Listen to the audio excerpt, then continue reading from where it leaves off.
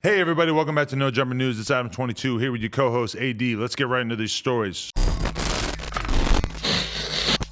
So first things first, the Minnesota National Guard was deployed in Brooklyn Center, Minnesota after residents gathered in protest demanding justice for the death of 20-year-old Daunte Wright, a black man who police shot and killed during a traffic stop on Sunday afternoon. Protests and riots broke out as people marched towards the Brooklyn Center Police Department just 10 miles away from where Derek Chauvin is on trial for George Floyd's death. Authorities say that rocks and other objects were thrown at the department building and there were reports of shots being fired. Police declared the protest an unlawful assembly. People were given the warning to leave the area by 9:30 p.m. State authorities ultimately deployed the National Guard and the city was under curfew until 6 a.m. Daunte's mother, Katie Wright, told the media that her son had called her when police pulled him over. He said they pulled him over because he had air fresheners hanging from the rearview mirror. A minute later, I called and his girlfriend answered, which was the passenger in the car, and she said that he had been shot. Footage from the incident was released during a news conference showing the two other officers approaching Daunte's car and the officer who fired the shot standing behind them. As the officer on the car's driver's side began to handcuff him, a struggle ensues and Daunte appears to re-enter the vehicle. The officer is heard shouting, "Taser, taser," before she shoots. Brooklyn Center Police Chief Tim Gannon told the media the shooting appears to be accidental and the officer drew a handgun instead of a taser. "It is my belief that the officer had the intention to deploy their taser, but instead shot Mr. Wright with a single bullet." According to the Brooklyn Center Police Chief, the Minnesota Bureau of Criminal Apprehension is investigating the shooting. The officer is now on administrative leave while an investigation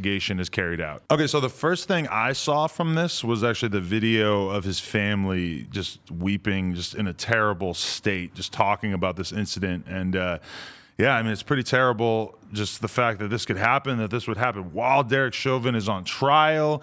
And I mean, honestly, this excuse that she meant to pull out her taser and actually pulled out a gun, I'm sorry, but if you got two weapons on your hip and one of them fires a lethal bullet and one of them fires a taser that's going to have him laying on the ground for a few minutes, I mean, this is just not an excusable mistake.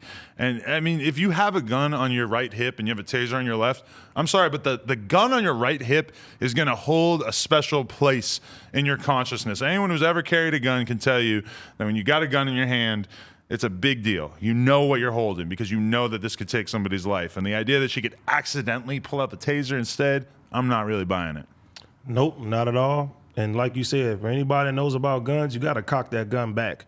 So you were very aware that what she was doing. And come on, man, it's the same thing keeps happening again. You know what I'm saying? The police, this is why keep losing the trust of the people. And it's sad. This was a father. He had a 1-year-old daughter. You know what I mean? That this kid's going to have to grow up without a father and probably see horrific stuff involving this. And it's just sad, man. People continue to show this riots and do everything, and it's still not making a difference. You know what I mean? And that cop, you going through training for a reason to not handle situations like this. You're a professional and you need to be handled the right way. Yeah, and I mean, I feel like this has to be mentioned. I'm not sure exactly what happens in that little scuffle that they experience outside the car and everything, but it appears that he basically like tries to get back in the car to leave after he's already out of the car. And that's when she shoots him. And now, I mean, I think it's completely absurd that she shot him in this scenario. I think her tasing him would have been an appropriate measure if they were arresting him. I don't know exactly what the cops were supposed to be doing. If she had tased him to stop him from getting away in the car, I guess that makes sense. But I mean, the gun being pulled and fired is just unspeakable. And I would hope that she's going to have to go on trial for this on her own. But I mean, I do think that it also warrants being mentioned that if you are being arrested, these cops are, clearly, not always operating in the best mind state, or some of them are just straight up just unprofessional as fuck. And situations like this can happen. Like if I could have given this guy advice as a friend, I would have said, bro, just let them arrest you. Do not try to hop back in that car, whatever happened. But either way, I mean, it's just completely unacceptable that she is apparently trying to run with this accidental excuse. It's just totally crazy and unthinkable. How the fuck do you see an air freshener? That's what I want to know. Yeah, but that's what I wonder about is that The only person who's saying the air freshener thing is his mom, because I guess he said that on the phone when he was speaking to her on the phone. Now, I'm assuming that the police hadn't even started speaking to him yet, and it turns out that he did have a warrant. So I'm pretty sure that's why they were pulling him over. I think the air freshener thing is like kind of a false flag in this situation, because it doesn't appear that the cops ever said anything about the air freshener. But yeah. Yeah, but do we know if the car was registered in his name? I'm not 100% sure on that. I saw a bunch of reports saying that he had a warrant, which, you know, a warrant is a good reason to pull somebody over. It's a terrible reason to shoot somebody. So yeah, but what I'm saying is, if the car is not registered in his name, they wouldn't even know that he had a warrant in the first place.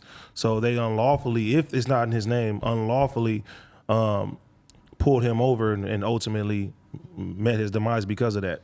Right. I mean, I'm sure there's still a shitload more information to come out. I'm not 100% sure exactly how that went down, but, you know, rest in peace to him. It killed me when I saw the picture of him with his daughter earlier today. And, you know, it's awful just seeing how this is being painted in the media and everything already. So rest in peace, man. YouTube, do us a favor. Like, comment, and subscribe, and leave us a comment down below letting us know what you think. Appreciate you.